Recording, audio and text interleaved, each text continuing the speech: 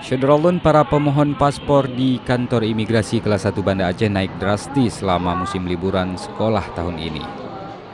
Pada Rabu kemarin misalnya, jumlah warga yang datang ke kantor imigrasi Banda Aceh mencapai ratusan orang.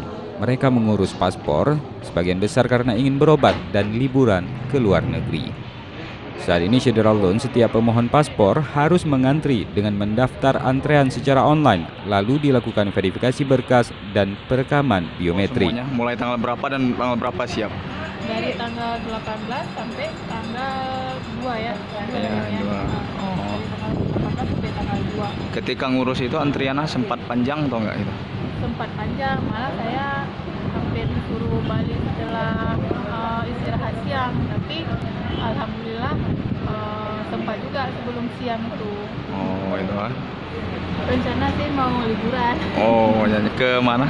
ke Malaysia. Oh, itu. Ini dalam rangka apa? Libur sekolah atau ada apa gitu?